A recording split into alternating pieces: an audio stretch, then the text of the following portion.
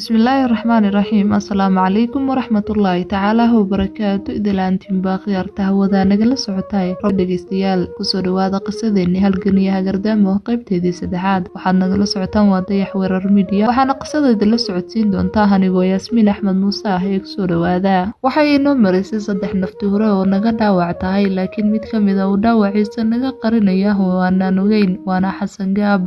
saddexda nin waxaa ka mid ahaa nafti horihii qoriga weyn ee bari duleelka ridayay waana Sheekh Suldaan oo qorigii ay maarta nagaga dhigtay hadalka kala fogeynaya gaaladii dhabar jabinta ahayd markii aanu iskula soo laabnay fooda ayaanu kula tagnay oo wajahadanadii waa ay noo banays markan dhinacayay isku wada martay markuu xaalku halka marayay taladuna ay cuslaatay ayaan dhaabe ku yidhi ama qoriga bixi oo la carar amaana bixinaya dhaawac ku hadh wuxuuna igu yidhi hana qoriga bixinaya aduu qorigaaga yar ee K47 oo niga qaad waana ka qaaday ku tirso intaanadan oo wada shiidna ayaan nooga fudud in la qaato qoriga weyn waayo qaybtuba halkaas oo kaliya ayaanu qori haysanaa sidaan u jeclahay tilmaamiyo tusaale midna kama bixin karo ayuu yiri wiilkii qisada qoray marka iyada ah waxaan wadaa qorigii aan gaalka ka furtay iyo qorigii daabe iyo silsiladii dhowrka boqol ee rasaasta ay ku jirtay iyo caagada biyo oo badan oo la rabay in aan soo dhaamiyo culayska waxa ay dheer rafaadka iyo silaca kale intanada fayow marka ay xabada ridi karta waxaanu nahay saddex nafti hore aniga iyo nafti horaanan hadda magaciisa aanan aad u xasuusan iyo Xasan Gaab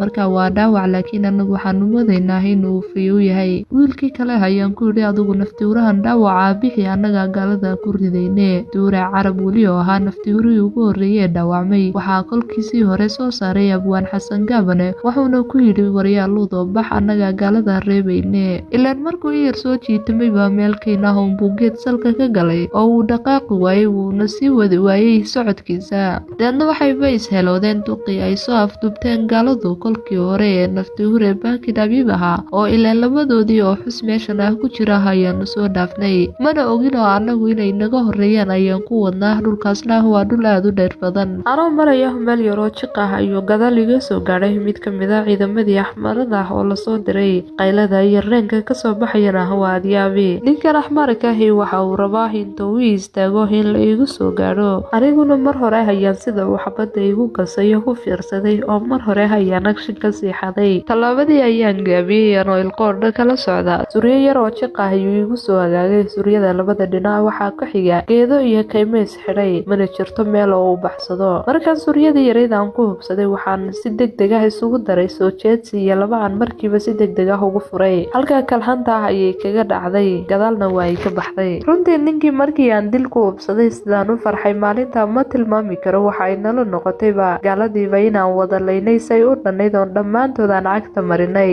xabadii aan ku ridayay ninka axmaarka ee Itoobiyaanka ah ayaaba intay ay ku dhacday kasii booday waxa ay gaadhay weli carab iyo duqi oo geed meeshana ku hoostay annaguna maba oginba waxaanu aaminsannahayba inay naga sii horeeyaan gaaladii gees ilaa ka gees waa ay nagu xeerxeeran tahay wajahada keliya ee noo bannaan eed aragtaanina saddex wiil oo keliya ayaa ka dagaalamaya oo waxa ay rabtaa inay naga ridato dhaawaca qoriga weyna ay qaadato nafti hurihii dhaawac ah oo dhaqaaqba ku jirin iyo duqii dhaafnay oo geedkii ku hoos jira gaaladii oo saf ballaaran u socotana xidhkii waatan isku soo dhirbaaxday ilaahay mooye difaac kalena ma jiro gablamay adduunyo garaadlaawona casliitiyo mid xun garab istaagay talowsay noqon doonaan la soco qaybta xig